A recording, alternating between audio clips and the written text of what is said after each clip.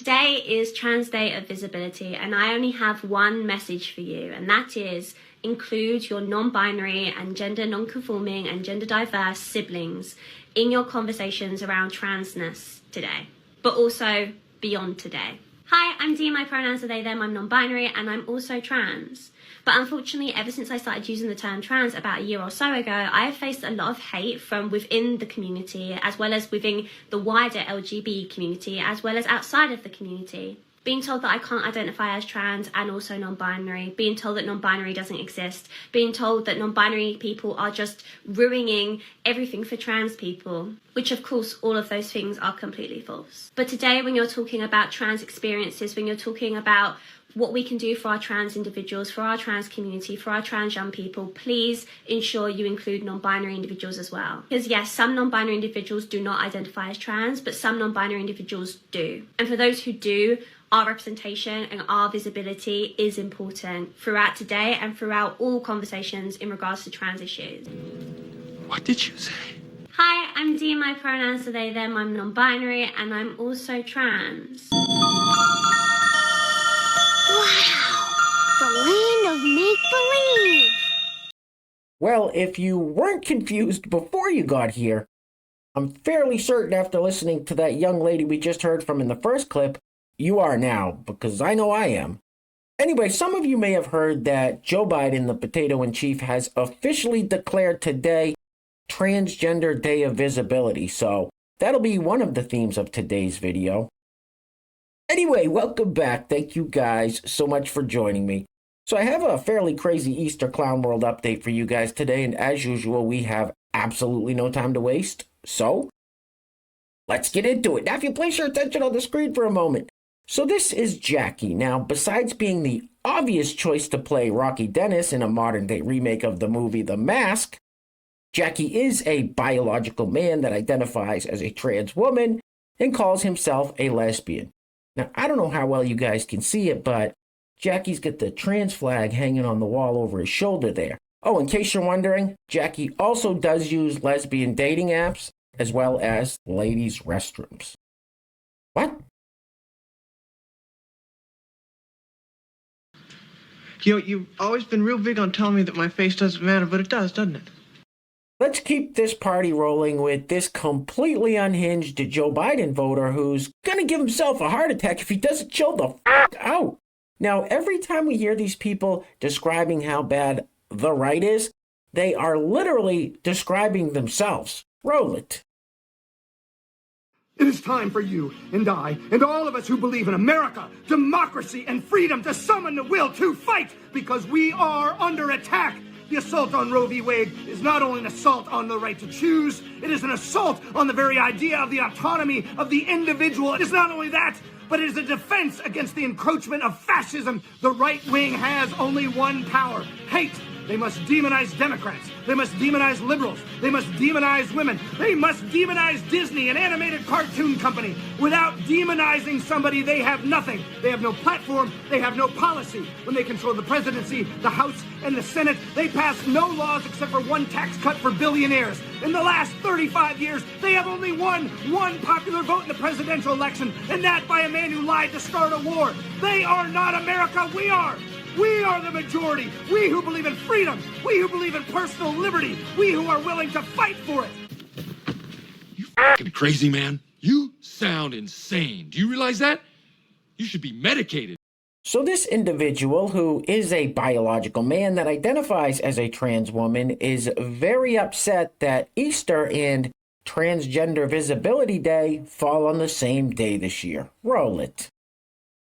You have some audacity. Who the f*** do you blasphemers think you are putting your holiday on Transgender Day of Visibility? This is an affront to transgenderdom. Transgender Day of Visibility has always been March 31st. You know how I know? Because it has always been that way. Just last year, Easter was on April 9th. April 9th. Either your holiday is on March 31st or it's not. Two options, okay? It's a binary. Every year you identify with a different calendar date and you just expect us to play along with it. No! You can't just pick from 7 72 calendar dates or whatever. Your holiday is on whatever day it was born as. You can't change that. Either March 31st has eggs or it doesn't. Either March 31st has eggs or it doesn't. This is truly the end times. What the f*** are you talking about, man? So next up, we have this reverend wishing everybody a happy Transgender Day of Visibility. Now, we all know that the woke mind virus has permeated pretty much every institution in this country, but I honestly never thought it would seep into the churches like this. Roll it. Happy Transgender Day of Visibility. It is coming up this Sunday, and so for all of my trans friends, I am sending so much love to you. Everyone who is able to be visible as their most authentic self, and for those of you for whom that's not a possibility right now, I want you to know that at least in spirit, I see you and I'm cheering you on. Please remember that you are lovable and you are loved. You're all going to hell. Goodbye. All right, next up we have Avery, who is a biological man that identifies as a trans woman and is dressed like a teenage schoolgirl. Now, Avery has been taking voice lessons to try to make himself sound more feminine, so let's see how that's going. Roll it. Avery, and this is my voice after just 5 voice lessons. So I wanted to read off a passage for you guys to just do a little bit of training. The stupid zebra and dumb tiger are brought before Judge Cherry, the kangaroo. The good judge is busy eating his favorite peanut butter sandwich. He really loves his sandwiches. He also really loves his favorite zealously zhuzhed shirt, sleeves, and funky vest. The stupid zebra and dumb tiger pause when they see the shirt sleeves and cry aloud, "That's thin." Judge Cherry tells them to shush and take themselves back outside. What did you all think? Personally, I think you're a fucking idiot. So this next clip is kind of long. It's a little over 2 minutes long, but it is very telling. Very telling. So this gentleman here with the blue t-shirt and beard is Malik. His channel's called Malik Snaps Vlogs. He does these great man on the street interviews, and this one, he asks a bunch of people if children should be able to consent to puberty blockers. And as I said, it's very telling. Roll it. Do you think a 12-year-old should be able to get a tattoo? I'm going to say no. Probably not. No. It's probably too young to make decisions. It's a pretty permanent decision. They can't make the decision for themselves yet. It's something permanent on their body. Do you think a 12-year-old should be able to consent to puberty blockers? Yes. Yes. And I understand how that sounds really hypocritical. Yes, it's a permanent change on their body, but I think that at that point in their life, they probably know who they are, who they want to be. And you think so at 12 years old? Yes. Do you think a 12-year-old should be able to consent to puberty blockers? Yes, because that's not a permanent decision. That's a life-changing decision. I don't think that any 12-year-old is in a position to make a decision that's going to affect them long term. When you get puberty blockers, for a lot of kids, that's like life-saving. It's keeping them from having to go through a puberty. I think puberty blockers are a great sort of like middle ground to allow a child to better understand themselves without having to make decisions like surgery or doing nothing and having to live through a puberty that is not within, that they don't identify with. I think there's plenty of time to make those decisions later on once they've had a chance to decide exactly what they want their identity to be. I think that maybe there should be more waiting, but I don't want to put down trans ideas, so. Do you think a 12-year-old should be able to consent to puberty blockers? If they can make an informed decision, yeah. And you think a 12-year-old can make an informed decision? I don't know, I guess it depends on the 12-year-old. Be like a really mature 12-year-old. Right, yeah. Because some children you can just tell, when that decision is legit with them, but a 12-year-old child, I think that would be a little difficult. At 12 years old, you have a sense of your gender identity, of your sex identity. So I don't see why. I mean, we know there's kids that young themselves because they have so much gender dysphoria that they're having to deal with the struggles of being trans. So why would we if there's a simple answer like puberty blockers, I think it's one of the best resources. What did you say? What the did you just say? I think that maybe there should be more waiting, but I don't want to, like, put down trans ideas, so. And there seems to be no sign of intelligent life anywhere. Now, with all this talk of it being Trans Day of Visibility, let's not forget, it is Easter, so here we have the Easter Bunny to help us celebrate. Anyway, real quick, I want to give a huge shout out to the sponsors of today's video, and while I'm doing that, we'll let this morbidly obese Easter Bunny loop on the screen, as I said, to help us celebrate. Anyway, today's video is being brought to us by our first sponsor is Patricia Howe, and Patricia, thank you so much for sponsoring today's video. I really appreciate the support.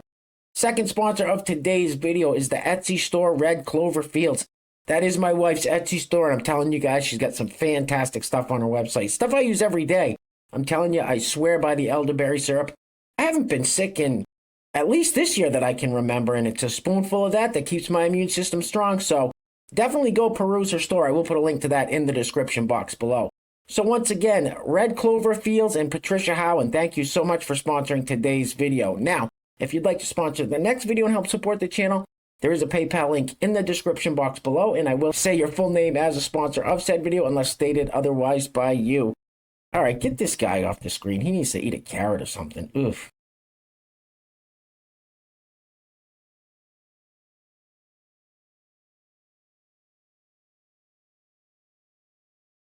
It's funny because he's fat. All right, next up, this lovely young lady has something to explain to everybody 40 years old and above. So that includes me. I'm all ears. Roll it. Yo, I guess I'm gonna need to be the one to explain to all of the 40-year-old people and above, so 40 plus. Yo, you guys keep sending out these thumbs up emojis, and they look more like this to the Gen Z and millennials. Yo, we depict the thumbs up as a it's rude. She seems nice. All right, next up we have the lesbian Snow White, aka the pronoun gal. She just keeps getting deeper into the weeds with these pronouns. Roll it. Pronoun or pronouns of the day are mirror pronouns. Okay, so these pronouns, you can think of a mirror because these pronouns are mirroring another person's pronouns. So a person that does use mirror pronouns will want you to refer to them using your own pronouns. So whatever pronouns you use, just use back for them. I hope that makes sense. So in the sentences, I'll use my own pronouns because I'm just talking to myself on a camera. So here we go. But imagine that I was talking about somebody, but just using my pronouns for somebody that does use mirror pronouns. And gosh, I hope this is making sense, but here we go. They are very vocal about not liking a two-party system. Voting in local elections is crucial to not only them, but so many more. Although it might take a while to create the change they crave, it is still important to keep themselves informed and dedicated to politics. And please remember that I'm not a teacher. I am just a friend here to help validate you through your pronoun journey or whatever journey you're going through. And I would love to ask people who do use mirror pronouns, what inspires you to use them? What intrigues you to use them? Are they just fun? Is it just an easier way to use different pronouns? Or is it a way of experimentation? I would love to know. Only if you're comfortable sharing though, of course. And on this channel, we believe that no being is free until we are all free. And that means all over the world. Thank you so much for being here. Do not forget to respect each other's pronouns. What the hell did you just say? Okay, so these pronouns, you can think of a mirror because these pronouns are mirroring another person's pronouns. Yeah, I think the pronouns are really confusing. Yes, I don't even know what a pronoun is.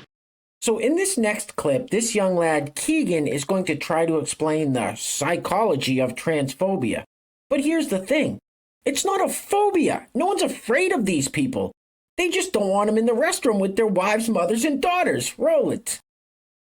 What is the psychology of transphobia? Hi, my name is Keegan, and I talk about political psychology. Now, there are several psychological motivations that cause transphobia. I'm going to focus on one. One of the most robust findings in all of political psychology is that conservatives are more sensitive to feelings of disgust, including studies linking anti-gay views with a greater sensitivity to feelings of disgust. Here's one that finds a correlation specifically between support for those anti-trans bathroom laws and an oversensitivity to feelings of disgust. The link between oversensitivity to feelings of disgust and transphobia is, I think, sadly obvious. So conservative states and localities are taking away trans people's healthcare and freedom of expression because they need government to protect me from feelings of disgust. Pathetic.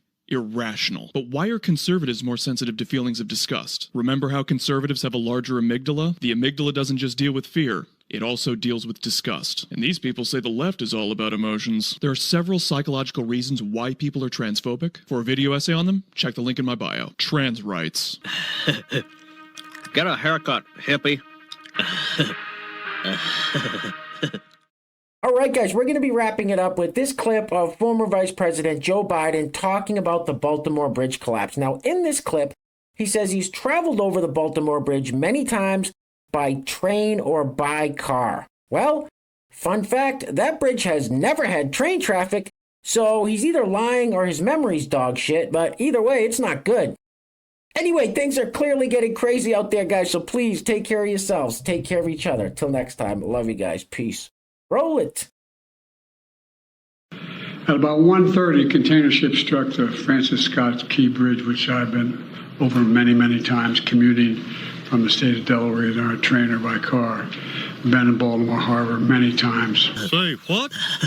At about 1:30, container ship struck the Francis Scott Key Bridge, which I've been over many, many times commuting from the state of Delaware, either on a train or by car. A bullshit? A bullshit? A bullshit. A bullshit. And you ain't black.